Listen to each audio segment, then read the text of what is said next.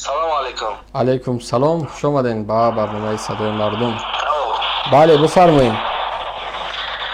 شما برادر دیروز میروی صدای مردم. بله بله بله. ما زمین پخش زنده شما را گوش کردیم. همین یک اپا سوالتون را خیلی گپ زد که مقصد حق مردم را دزدیدن خوردن فلان بسیدن. این مسئله یک طرف. خب همین سوال ما را شما جواب که این قدر تاجیکستان ترقی کرد، پیش رفت، چندین ساختمان‌های بزرگ انجام یافت. همین مسئله در دوران اتحاد شوروی نبودن برادر. همین مسئله را چی و شما صرف نظر میکنید؟ فقط همین تنقید یک بار از پیشروی همین کشور، از آبادی، از آرامی جامعه سخن نمیکنید. و کدام سبب؟ همین یکم سوال. خلاص یکم سوال، چرا ما از آبادی حکومت سخن نمیکنیم؟ درست؟ همین سوال. بله. بیا همون را شما همون آبادی را برای ما بگین که ما بدانیم و نویسته کنیم که حکومت در طول 30 سالی راهبریش چی آبادی برای مردم کرد. مرحمت یکم آبادیش بگو. من نویسته میکنم و میبرم، اگر در جای نویسته شده است و چشمم باز میکنم پیگیری میکنم میبینم که ها بله در فلان نهاد آبادی بود. مرحمت کن. نقطه اول کدام آبادی؟ بیا رفتیم. ما قدر خط دیپلماتی هم ندارم. مقصد طول 12-13 سال شد که همین مهاجرت داریم. انا همین یکی از آبادی‌های هستی که طول 12 سال شد خود یک مهاجری در بدری. اگر واقعا راست میگو ایش دیگه وابسته به ایمان و انصافیت است، یعنی میگو من مهاجر هستم. همین است آبادی. من برادر مهاجر در بدن، من مهاجر هستم که رزق اویلم، رزق فرزندم، رزق کودک سنگ از مهاجرت یافتیم. درست؟ رزق مقصد کی رزق عائلتونه، رزق پدر و مادرتونه از مهاجرت یافته. درست؟ گوش کن برادر. نه درست؟ از خودم برادرم با هستن در وطن کار میکنم. من برای خاطر شما بحث کردم. نه در سخنتون گفته که نه ما بود نکردم ولی بس اکا بیروز گوش کن. بله. شما سوالات جواب بدین که یکم همین هم دستاور بعد استقلال همین بود که خب انمی مردم پراکنده سرجم کرد. همون پرزیدنت جمهوری تاجیکستان. خب چند هزار یا دقیقه همین نقطه داتون بیرون نرو. چند هزار میلیون نفر بود. چند؟ ما میدونستگی ما که یکم ما معلومات همین اینترنتی را میخونیم 1 میلیون نفر است. نه خطا. اگر این معلومات های اینترنتی خطا بوده است، در رسانه های رسمی و در صحبت های بعضی از سیاستمداران تاجیک خب پیروی حکومت رحمانوف میکنن 150 تا 200 تا 250 هزار مهاجر گویا از افغانستان برگردون. درست؟ گوش که برادر او به هر جا هر خیلی شماره میگن که اساسش که در همون همه معلومات های رسمی چاپ شدگان 1 میلیون. بگذار حرفی تو یک دقیقه. سوال اساسی نه آخی برای سوال جواب دادن باید پهلوهاش بیاموزی برادر. نمیشه که من حالی بدون دلیل برای سوال جواب دهم. خودت گفتی که 1 میلیون صرف یک عدد خطا و اشتباه است. ما قبول میکنم بگذار 1 میلیون باشه. در برابر 1 میلیون برگردوندن 2 میلیون مهاجر کرده است. همین از سیاستمدار، همین از آبادی.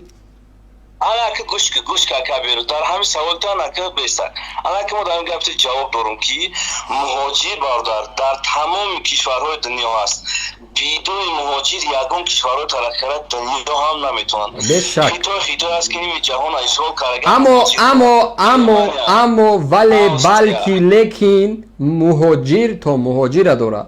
درست است که مهاجرت هست. یا مهاجری امریکایی امروز میاد در آلمان، در انگلیس، در فرانسه کار میکنه. لیکن اون مهاجری که در روسیه کار میکنه و فرزند 5 ساله تاجیک تجاوز میکنن، عمر 6 ماهش میکشن، هیچ وقت عمر 6 ماهه امریکایی تجاوز و نمیکشن. میفهمی؟ این مسئله که مسئله خیلی فراخ هستن. یگان فراخی نداره. یگان مسئله فراخی نداره. نه اصل نه تو یگام مسئله فروخی نداره. یک قضیه هویدای 5 ساله 2 سال شد. 2 سال شد کشیده سای، طول کشیده سای. گیجا شد فضای دیپلماتی رحمانوف. انا همی درد ملت است که خودت میگوی که انا همی دستاوردهای رحمانوف است. برای من دستاوردهاش را بگو. بیا دستاوردها را بگو. دستاوردها را بگو. دستاوردها را بگو. بگو یکم چی نبود؟ راههای بین المللی شده شدن.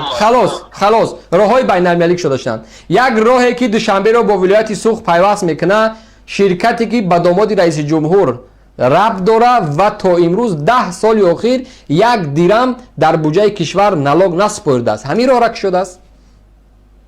این دروغ برادر. گوش که خیلی چند سال عدود وجدان ایمان بود، چند سال است که بیرون از کشور هستی. مهم نیست.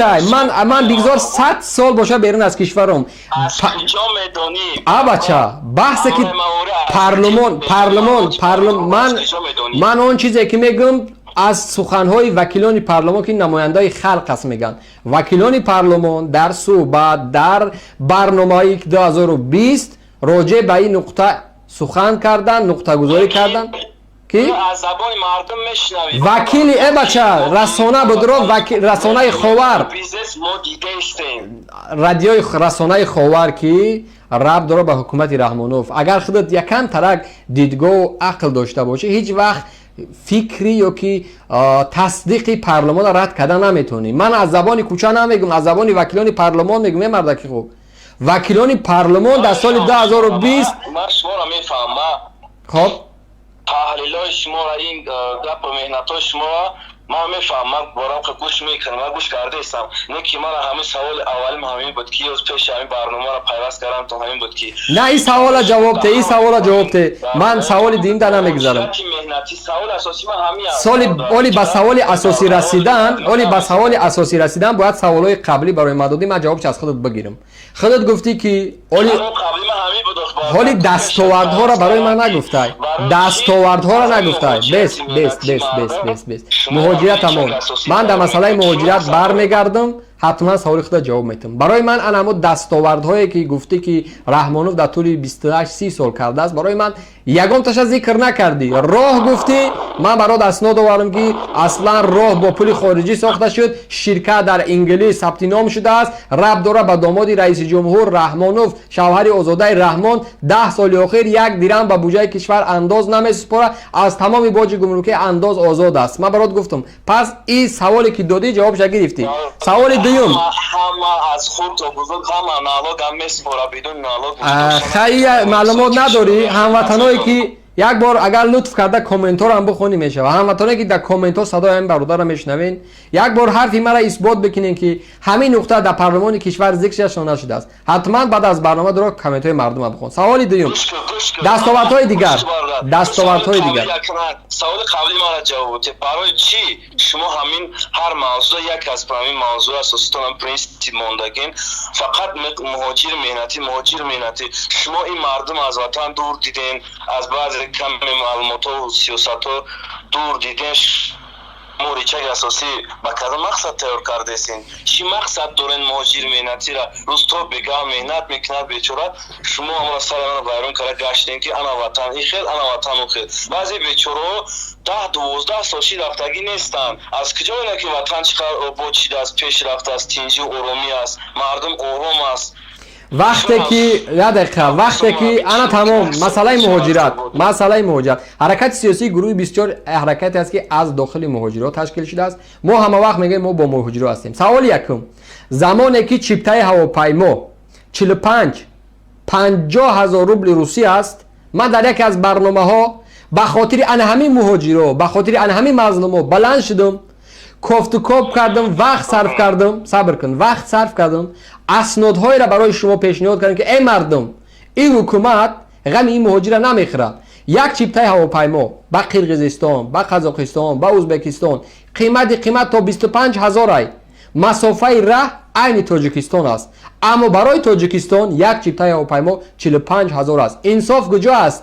من غم مهاجر خوردم، از نام مهاجر پیغام رساندم به مقامات که ای احمقا ای کسی که مسئول هستی برای چی بجای این مهاجر ظلم میکنی؟ مگر من خطا کردم اشتباه کردم که از خود دفاع کردم که 10,000 برای مادر مظلوم روان کنی، برای مادر پیر روان بکنی، برای فرزند روان بکنی، اما چیپتر ارزانتر بخری؟ مگر جنایت کردم؟ بگو انا گوش که بارو سوال جواب مرا بده، جواب مرا بده، جواب مرا بده، انا خوب بدونی گوش کرد جواب مرا بده. من جنایت کردم در همینجا که غم مهاجر خوردم. ما برای تو میگم که زمانی که یک چیپتای هواپیما 25-30 هزار است، مقامات 50,000 45,000 میفروشن، من از مهاجر دفاع کردم، گفتم بوده مگر جنایت کردم از نوع مهاجر گپ زدم؟ گوش کن من نگفتم که تو جنایت خب. کردی، تو جنایت نکردی، درست میگه که من گوش کن. یکم چیپتا هواپیما تو کشور تاجیکستانی که نه 29 سال استقرار دارن با کشورهایی که نه کم از 50 و 100 سال استقرار دارن برابر نکرد. این دویم جواب بود. چی داره نفهمیدم. 45,000 نیست برادر، دروغ محض میگی، 12,000 است که واه بچه قرقیزستان بیایم پرچم اینترنت هم دروغ بگه بعضی وقت راست مینویسن. اصلا دروغ مادر کلان شا گفتی. همین دروغ مادر کلان شا گفتی که ای بچه چیپتای هواپیما از دوستایی که یه دقیقه از دوستایی که مرا در فیسبوک در یوتیوب میبینین چیپتای هواپیما را چند سوم میخرین و به تاجیکستان میرین. من خواهش میکنم لایک و کامنتاتون همجا بگذارین تا همین افراد منقورت شده ببینن که بحث سر چی است. 11,000 بلیت هست میگه. آیا همین جوان درست میگه؟ بیا بار بدرو مردم گوش کن مردم چی میگه؟ ای مردک خوب برادر من خودم از ولایت سو از ولایت خود 12,000 پرده رفتگی. کجا پریدی؟ خود مسکو. من از مسکو تاجیکستان میگم، از مسکو تاجیکستان، از سن پترزبورگ تاجیکستان، از اوفا تاجیکستان. انا از مسکو تاجیکستان با او خطیری که خود شرکت همین یوتیل روسیه که موقتا همین برای کرونا من کرگی که خودی که همون سوالاتای همون صنایع خدمت از پول بودجه دولت خدمت پرداخت میکردن. او کشورهایی که تو میگو قرقیزستان، ازبکستان آخه چیخه از بودجه کشور پرواز میکنن که چیپتای هواپیما را شهروندا میخریدن، از بودجه کشور اونا شهروندا به پول میبرد. چه خیلی است این چی تحلیل بود؟ پول شهروندایی که بودن از بودجه دولت برگردان داشتن. این شیده است. سلامت باشی، تشکری زیاد. در اینجا یک دروغ گفتی که دیگر اصلا من ما هم گشتن، بعضی مدارای ما هم گشتن رفتن. در اینجا یک دروغ گفتی من نمیخوام دیگه بحث ادامه بدم. در گجا از حساب سامان ایر اومدن شهروندای جمهوری تاجیکستان رایگان به پول بدون چیپتای هواپیما به تاجیکستان بردن. در گجا شده است. تو خدا یک کم ترک انصاف بکنین، یک کم ترک دروغ مادر کلانش نگین و اما بچه کوچکش بگین. بچه چی دروغ محض بود که سالمانه از بودجه کشور آمده است ملت به پول تاجیکستان گویا برده است. این چه افسانه است.